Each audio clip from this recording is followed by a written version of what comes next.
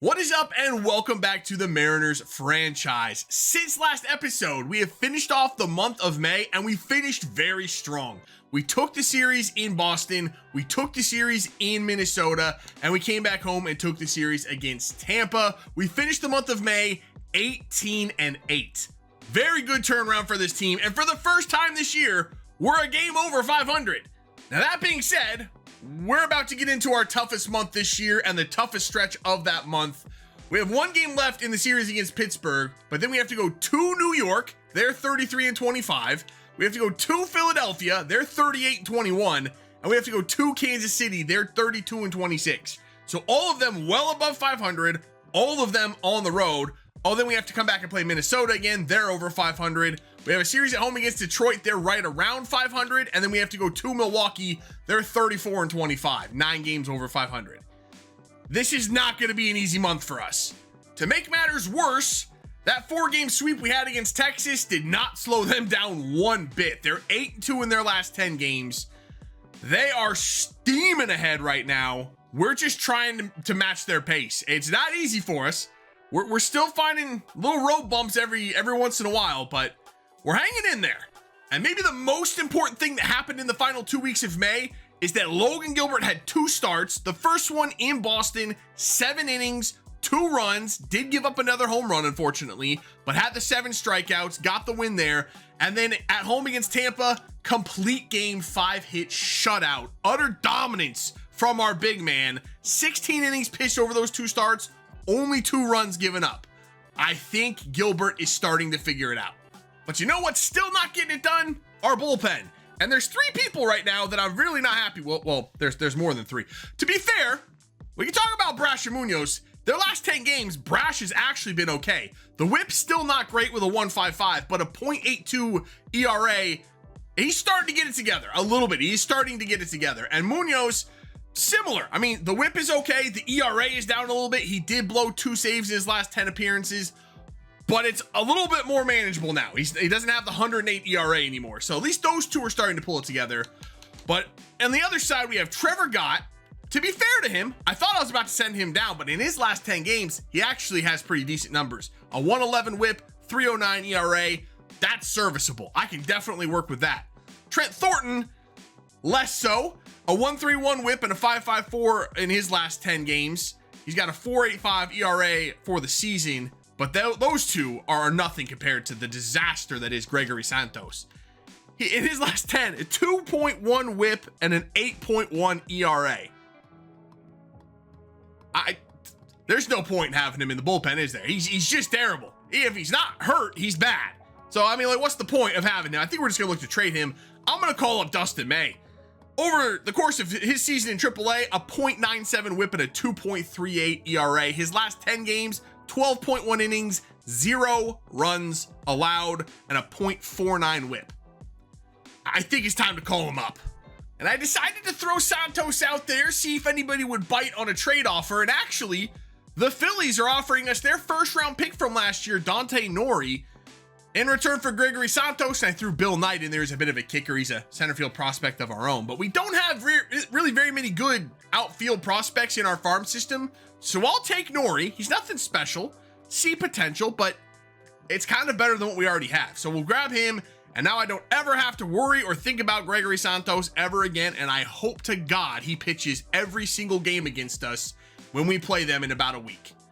And June has not been kind thus far to us. We lost that 3rd game of the series against Pittsburgh to start the month.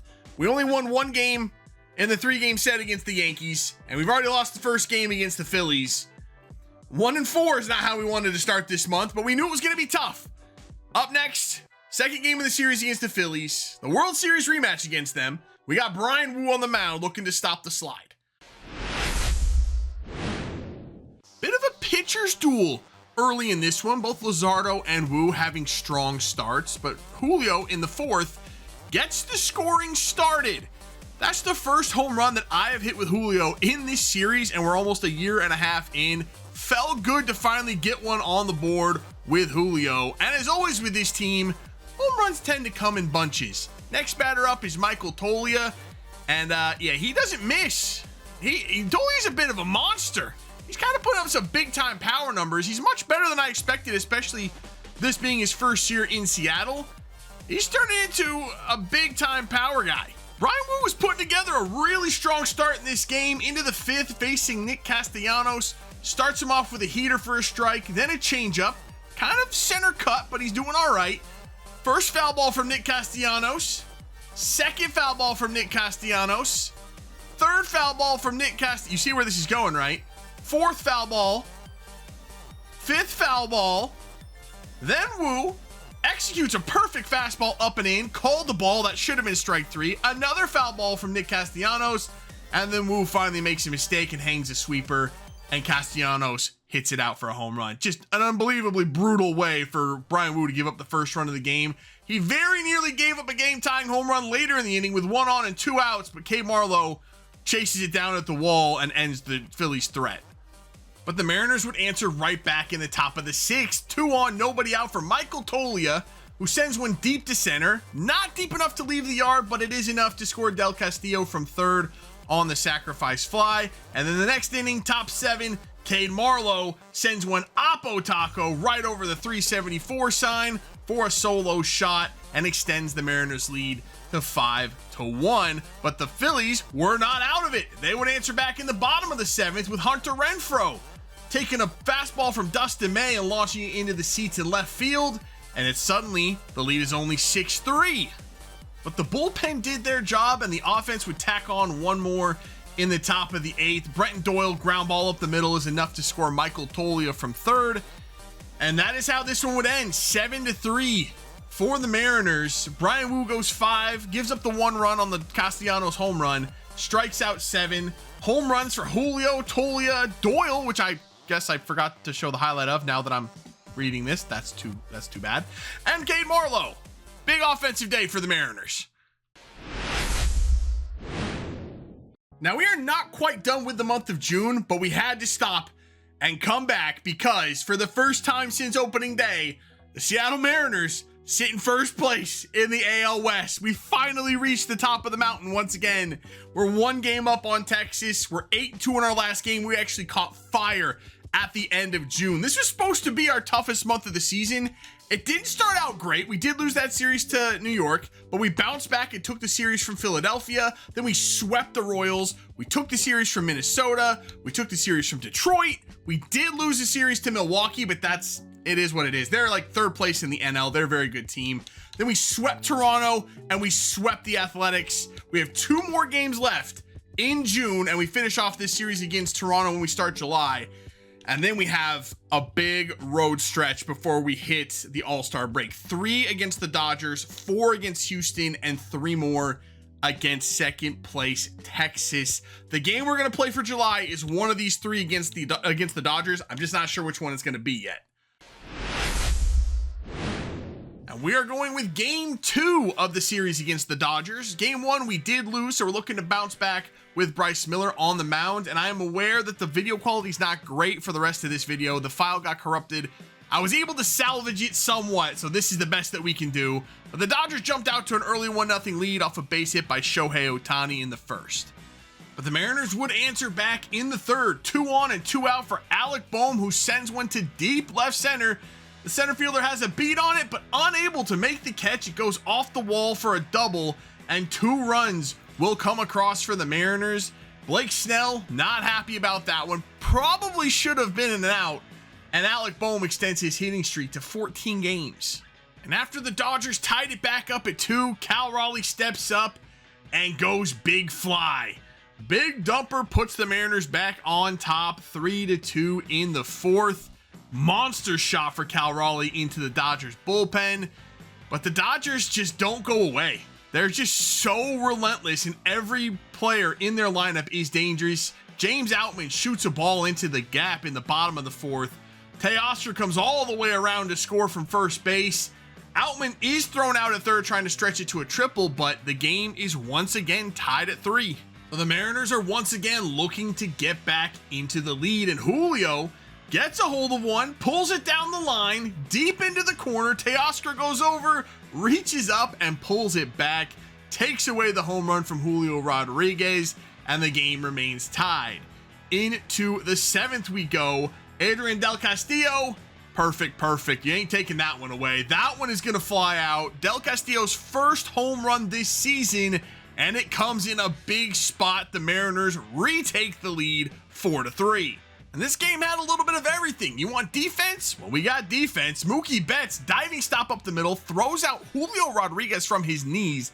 Unreal play by Mookie Betts, but the Mariners can do that too. JP Crawford, sliding stop, gets up, throws across, gets Ha-Seong Kim at first.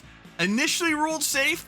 The Mariners would challenge, and upon replay review, Kim was ruled out. So the Mariners and Dodgers trading blows on offense and defense.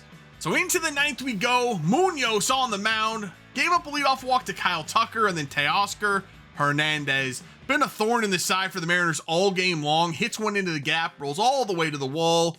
The pinch runner would come around to score, and now the winning run stands on second with nobody out. But thankfully, Teoscar decided he wanted to try to steal third, and Cal Raleigh was having none of it. Gunned him out by a good distance. Wasn't even close, and that kind of ended the Dodger threat in the 9th. So into the 10th we go. Extra innings rule in effect, so a runner starting on second. First pitch to Michael Toglia, and he books a one-way ticket to Souvenir City. This kid is special. Clutch situations, big home runs. He can do it all. Loving his contributions to this team this season. And Matt Brash comes in and sets the Dodgers down in order in the 10th. The Mariners go on to win this game 4-3. Munoz does get the blown save, but comes up with the win. And home runs for Toglia, Raleigh, and Del Castillo in this one. Very close game. The Dodgers are a very scary team to face. So we have officially hit the All-Star break now, and we have a half-game lead on the Texas Rangers. Unfortunately, we did lose the series heading into the break against them 2-1, but we still have the half-game lead. We did beat the Dodgers in that series, though. Brian Wu actually outdueled Roki Sasaki in game 3 of that series, and we beat the Dodgers 2-1 in that one. So I'll take that for sure. And since we have a couple of weeks before the trade deadline, we can kind of take stock in what we've got going on with the roster right now, starting with the pitching staff. The starters have been very good. Kirby, Castillo, Miller, and even Brian Wu, after a bit of a rocky month or so from him, he's turned it around, been very good recently. But Logan Gilbert is still the thorn in our side. He can't figure it out. He can't string together more than 1 or 2 good starts. Like, he'll go 7 or 8 innings, and then he'll go 3.2 and 4. And those were against Houston and against Texas. We needed those games, and he let us down in a big way. I guess he's just going to have one of those funky off years, which is really disappointing since we're pushing for a World Series. Our window is right now, and we do not need our number 1 pitcher struggling like that. The bullpen, since Dustin May has come up, has been fantastic. He individually has been phenomenal. The 3 innings he pitched against the Dodgers, when Bryce Miller just could not get through a clean inning, then Dustin May came in for 3 innings and shut it down. That was really impressive. The rest of the bullpen has been really good as well. Even Matt Brash and Andres Munoz, they're turning their seasons around. Munoz, despite blowing that save against the Dodgers, has been very good recently. And we'll go through the rest of the players like this, so we can also kind of see what the prospects are doing in the minor leagues as well. So Cal Raleigh having a phenomenal season. Really turned it on the last month, hitting 270 now with 15 home runs. Nice season from him. Castillo, or Del Castillo, hitting 321 for a backup catcher is not bad, but the power numbers are not really there. He only has 1 home run. Actually, you saw it. It was against the Dodgers. Big home run, but that's the only one he's hit this season. But you know what? I'll take a backup catcher hitting 321. Luke Raley's hitting 270 with 22 home runs. Another heater from him in the first half of the season. The problem was last year, he fell off a freaking cliff after the All-Star break. Hopefully he can stay consistent and keep those numbers up this year. That would be a huge help. Toglia is having the best year of his career, hitting 265 with 16 home runs. It's a lot of production coming out of our first base and designated hitter spots. Love to see that from, Mariners don't usually get that from those positions. So we're living the good life there. Bliss, not great. He's hitting 230. He's getting the majority of the at-bats at shortstop against right-handed pitching, and he's just not getting it done. I don't know if that's unexpected or it's kind of what we expect from him. I don't really know, but that's what he is. That's what we got right now. Third base, Bohm and McMahon. Bohm's having a really down year. Average wise, his power numbers are okay. But yeah, the average is much lower than what we're used to seeing out of him. McMahon, on the other hand, was hit like 275 for the majority of the first half of the season, then kind of fell off a little bit down the stretch, but he has 14 home runs. He was carrying us through the first month and a half when we were terrible. He was the only one hitting, so I can't really put too much on him right now. JP Crawford, mostly hitting just against left-handed pitching now, and that's really helped his average and power numbers. He rakes against lefties, but that just leaves us with no one in there for the majority of the games when right-handed pitchers are on the mound. We just don't really have an answer for that, and that's why we're on this screen, so we can take a look at Cole Young. He is 70 rated now, hitting 261 with 7 home runs at AAA, but he does kind of hit better against lefties as well, a la JP Crawford. I don't know if he's really better than Ryan Bliss against righties, and he's progressing so well and growing so much in AAA. I almost hesitate to call him up and interrupt that growth, because if he can just continue that and get like some +8s, +9s in some categories this year, that actually might be better for us in the long run than calling him up and hoping he can produce at the big league level this year. At left field, actually none of these guys play left field. They're platoon guys. Canzone hits against righties. He doesn't do it very well. I mean, he's a very streaky player. Ref Snyder we brought into DH against lefties, and he's been terrible. I'm not even sure he's worth keeping on the roster at this point. Julio has had a very bad year. Worst year of his career so far. He's barely doing better than Brenton Doyle, who I benched in favor of Canzone, and that's actually what jump-started our hot streak. But at this point, it might be worth putting Brenton Doyle back in there because Canzone's not hitting either. So I don't know. If Julio could just figure it out. I mean, he's always been a second half player. I'm hoping he turns it on and just has a worldie of a second half of the season. That would help us a lot. And then Victor Robles is just having a Victor Robles year. Nothing crazy to report there. Marlowe kind of down from last year, unfortunately. I was really hoping he could reproduce what he did for us last season. And then we have Lazaro Montes. This one might be worth a call up. He can also hit righties. He doesn't have as much power right now as Canzone against righties, but I think in the long run, he's going to be a more consistent and a better player. That one I might be willing to do. I might send Canzone down and call up Montes just to see what happens, just to see what he can give us. It might be worth a shot. Let me know in the comments below. Do you think Cole Young is ready to be called up in place of Bliss? And do we go Montes call up for Dominic Canzone? I like the Montes one. I'm not sure about Cole Young yet. And if you're wondering if we have any starters in the All-Star game, the answer would be a resounding no. The only one that was even close, and I'll be honest, I think he should be starting, is Cal Raleigh. I don't exactly know how you look at those numbers and think Rutschman should have 14,000 more votes than Cal Raleigh. The only thing I can think of is that A, the Orioles are in first place in the American League. They are killing it this season. And Rutschman's their starting catcher. And B, Raleigh got hot kind of start of June, so maybe Rutschman already had a bit of a lead in the votes and Cal Raleigh just couldn't catch him. Because if you look at those two players, those stats, I mean, Raleigh should be starting this game. At least in my opinion, he should. And with that, we're going to end it there for today. Lots to do still in July. We got to sign our draft picks. We got the trade deadline coming up. And then beyond that, we got August and September, the home stretch. We'll see if we can wrap up this division for the second straight year, but the Rangers are not going away. They're not going to make it easy for us. So that is it for this one. If you did enjoy it, make sure to let me know by leaving a like below, subscribe if you're new, and I will see you when we come back for some more Mariners franchise. I almost said Rangers franchise. I can't get the Rangers. They're living rent free in my head right now. Mariners franchise. See ya.